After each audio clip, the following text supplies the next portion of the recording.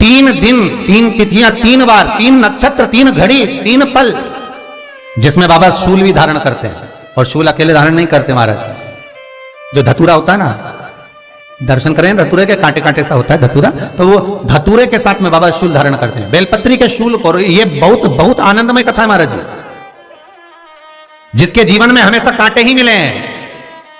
बेटी बड़ी हुई तो घर में मायके में दुख देखा, और मायके से गई ससुराल में तो ससुराल में दुख देखा। ससुराल में भी दुख देखने के बाद में भी पति को बहुत कुछ काम खुलवाया, बहुत धंधे खुलवाए, नौकरी लगवाई, पर वो पति बार बार छोड़ कर आ गया, बार बार तकलीफ भोग रहा है, बार बार कष्ट भोग रहा है।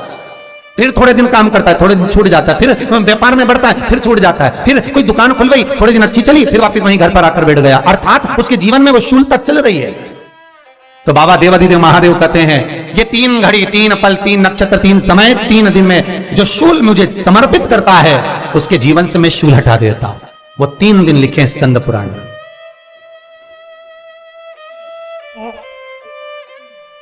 महाराज, बैसाख महीने में जो प्रदोष आती है, बैसाख के महीने में बहुत ध्यान से सुनना भाई, जो अपनी जिंदगी से बहुत तंग आ गए हो, परेशान हो गए हो, कष्टमय जीवन जी रहे हो, बहुत दुखी हो गए हो, उनके लिए ये स्कंद पुराण का चरित्र फिर मिले ना मिले, आप प्रेम से सुनिए भाव से।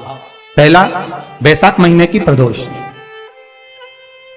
चाहे वो शनिचरी प्रदोष हो, चाहे रविवार की हो, सोमवार की हो, मंगल की हो, बुधवार की हो, गुरुवार की हो, शुक्रवार की हो, शनिवार की हो, कोई भी वार की हो, पर बैसाख महीने की प्रदोष, प्रदोष काल में शाम का समय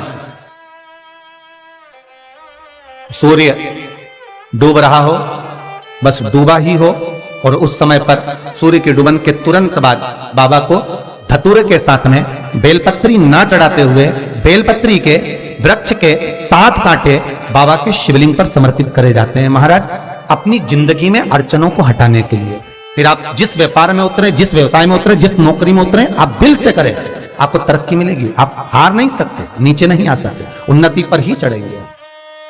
एक वैशाख मास की प्रदोष। दूसरा, शिवरात्रि के दिन मध्याह्न का समय महाराज, जो बड़ी शिवरात्रि होती है माघ की, बड़ी शिवरात्रि के अंतर्गत मध्याह्न का समय, दोपहर के ठीक 12 बजे, चाहे फिर वो कोई भी दिन हो महाराज, शिवरात्रि जिस दिन पड़ रही हो, उस दिन भी धतूरे के साथ बाबा को 7 कांटे बेलपत्री के वृक्ष के समर्पित होते हैं महाराज। इसमें आप ये वाले जो कांटे हैं, जो शिवरात्रि के दोपहर 12 बजे वाले हैं, अगर कोई मदिरा पीने वाला हो, व्यसन में डूबने वाला हो, कोई जुआ खेलने वाला हो, कोई गलत वैश्यावृत्ति करने वाला, या अपने मार्ग से विचलित कोई व्यक्ति है, उसके लिए भी ये कांटे बहुत काम आते हैं महाराज।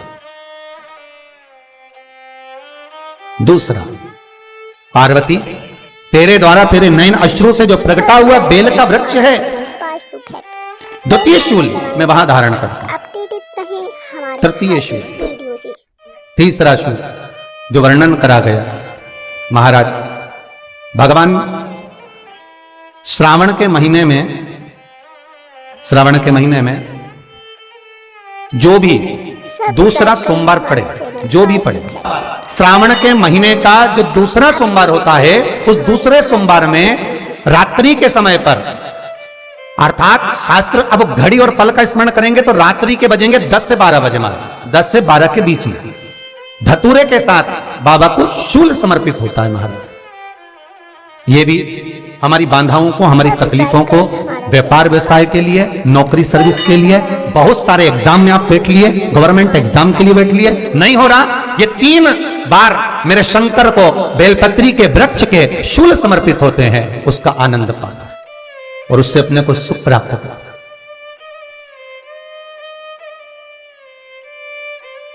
कि बाबा भोलेनाथ जी के नयन अश्रु से जो प्रकट हुआ वो रुद्राक्ष का पौधा है, माता पार्वती के नयन अश्रु से जो प्रकट हुआ वो बेलपत्री का पौधा है, और उमा और महेश, जिस महेश के वंशज है महेश्वरी, जिनकी 12 खाम प्रगति है भगवान महेश के द्वारा। सब्सक्राइब करें हमारा channel Vastu facts, bell icon दबाएं ताकि आप अपडेटेड रहें हमारे हर। वो महेश और उमा उमा और महेश का जो चरित्र है कि उमा और महेश का जब प्रागट्य हुआ, उमा और महेश जब दोनों आनंद में विभोर होकर जब चलते हैं और दोनों के बैठने से तप मुद्रा से जो पौधा उत्पन्न होता है वो शमी का पौधा। Channel Vastu facts bell icon दबाएं ताकि आप अपडेटेड रहें हमारे हर एक वीडियो से। शमी का पौधा। तो एक बात ध्यान रखिए, शिव जी के द्वारा जो निर्मित हुआ उसमें कोई शूल नहीं है, उसमें कोई कांटे नहीं है। पार्वती के द्वारा जो निर्मित हुआ बेलपत्री का पौधा, उसमें कांटे हैं। और पार्वती के मिलन से भी जो उत्पन्न हुआ है शंकर के साथ में, उसमें भी कांटे। शमी के पौधे में भी कांटे, शमी के वृक्ष में भी कांटे। सब्सक्राइब करें हमारा channel Vastu facts, bell icon दबाएं ताकि आप तो पार्वती जी स्कंद पुराण में एक प्रश्न कर रही हैं भोलेनाथ जी से कि प्रभु मुझे ये बताओ कि आपके द्वारा जो निर्मित हुआ उसमें शूलता नहीं है, पर मेरे द्वारा जो निर्मित हुआ उसमें शूल क्यों आया है, उसमें कांटा क्यों आया है? थोड़ा सा माताओं, मेरी जीजियों, आपको थोड़ा बुरा तो लगेगा इस प्रसंग को सुनकर, पर लग जाए, पर आज कथा निकली है तो सुन लो है? हमारे हर एक वीडियो से कि शिवजी जिस रुद्राक्ष को उत्पन्न कर रहे हैं उसमें शूलता नहीं है, पर पार्वती जी जो संग में मिली हैं उसमें भी शूलता है, और पार्वती के द्वारा जो प्रकट हुआ बेलपत्र उसमें भी शूलता है। तो भगवान महादेव बोलते हैं पार्वती मैं तुझे कुछ कहूं और कहने पर तुझे तेरे हृदय में कोई बात चुभे, शूल लगे तो मुझे ठीक नहीं लगेगा। नहीं नहीं नहीं, आप कहिए प्रभु, मैं सुनने के लिए तैयार हूं, आप तो बोलो कि कारण क्या है। भगवान कहते हैं पार्वती बस अंतर इतना है, नारी का जो स्वभाव होता है, स्त्री का जो स्वभाव होता है, उसके हृदय में छोटी छोटी बात के शूल बहुत होते हैं। जेठानी ने ये कह दिया, देवरानी ने ये कह दिया, तुम्हारी मम्मी ये बोल दी, तुम्हारे पापा ने ये कह दिया, तुम्हारी बहनों ने ये कह दिया, तुम्हारे भाई ने ये कह दिया, तुम्हारे रिश्तेदार ने ये बोल दिया। ये नारी के भीतर ये शूलता रहती है। तो पार्वती जी बोली कि जितना तप आपने करा उतना तप मैंने करा, और जितनी साधना आपने करी उतनी साधना मैंने करी, और जितना आराधना दिल से आपने करी उतनी आराधना दिल से मैंने करी, फिर इसमें शूलता कहां से आ गई? भगवान शिव बोले बस पार्वती बात इतनी सी है कि जब मैं आराधना करने बैठता हूं तो मेरी दृष्टि में सम्मुख में कुछ नहीं होता। जब मैं आराधना करने बैठता हूं तो मेरी दृष्टि में मेरे सम्मुख में कुछ नहीं होता कि कौन ने क्या करा है, कौन ने क्या बोला है, कौन क्या कर रहा है, उससे मुझे मतलब नहीं होता, उससे मुझे कोई मतलब नहीं। पर पार्वती जब तू आराधना करने भी बैठती है ना तो तेरी चित्त वृत्ति में कहीं ना कहीं किसी ना किसी रूप में कोई शूल आ ही जाता है।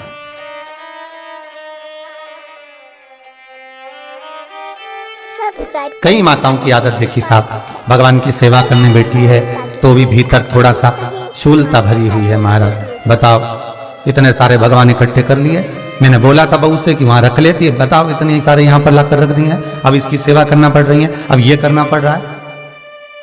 प्रसाद लेने के लिए रसोई घर में गई, भगवान का भोग लगाने के लिए, तो उसमें भी शूलता आ गई। इतने घंटों से मैं सामान ढूंढ रही, फ्रिज में मिल ही नहीं रहा, मैंने रखे गई थी, भगवान जाने कहाँ चले गए। भगवानों को वस्त्र पहना रही है तो शूलता है। अलमारी का ड्रॉज खोला, इसमें मैंने सामान रखा था, ना जाने भगवान का श्रृंगार कहाँ चले गया, कौन ने हाथ लगाया, फिर शूलता आ गई। भोजन करने बैठे तो शूलता है, कोई कार्य के लिए जा रहे हो तो शूलता है।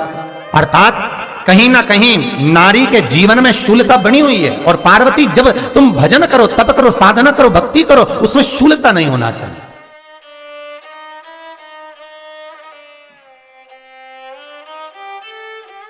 पार्वती जी ने कहा भोलेनाथ तो क्या आप मुझे स्वीकार नहीं करेंगे बेलपत्री के रूप में? क्या मुझे स्वीकार नहीं करेंगे शमी पत्र के रूप में? पद्म पुराण, स्कंद पुराण, लिंग पुराण, नर्मदा पुराण और शिव महापुराण, ये सारी पुराणे वर्णन करती है। पार्वती जी का खंड आनंद वर्षित कर रहा है, वर्णन कर रहा है। पार्वती खंड वर्णन कर रहा है, सती खंड वर्णन कर रहा है, उमा संहिता वर्णन कर रही है। क्या आप मेरा ये बेलपत्र का स्वरूप आप धारण नहीं करेंगे? इसमें शूलता इसलिए भगवान कहते नहीं नहीं, धारण तो करूंगा पर शूल धारण नहीं करूंगा, मैं शूल धारण नहीं करूंगा। मतलब बेलपत्री में है जो कांटे लगे रहते हैं, बेलपत्री की उस डाली के अंदर जो कांटे शूल रहते हैं, भगवान शिव वो धारण नहीं करते। आप उस बेलपत्री को आप बड़े प्रेम से, आनंद से पत्ते को निकाल लीजिए, तोड़ लीजिए, उतार लीजिए और फिर भगवान को वो प्रेम से समर्पित करो तो भगवान स्वीकार करना। पर भोलेनाथ ये बेलपत्री का जो वृक्ष है मेरे नयन अश्रु से उत्पन्न हुआ है, मेरे द्वारा उत्पन्न हुआ है, फिर तो इन कांटों की कोई महत्वता ही नहीं है, इन शूल की कोई महत्वता नहीं है। पार्वती केवल 3 दिन ऐसे रहेंगे, 3 बार ऐसे रहेंगे, 3 तिथियां ऐसी रहेंगी, 3 समय ऐसा रहेगा जिस समय पर तेरे द्वारा निर्मित शूल को भी शिव धारण करेगा और जगत का कल्याण करेगा। सब्सक्राइब करें हमारे श्री चैनल वास्तु फैक्ट, शिवाय आइकन दबाएं ताकि आप नमस्तुभ्यं। अपडेट रहें हमारे हर श्री एक वीडियो से। शिवाय नमस्तुभ्यं। श्री शिवाय नमस्तुभ्यं।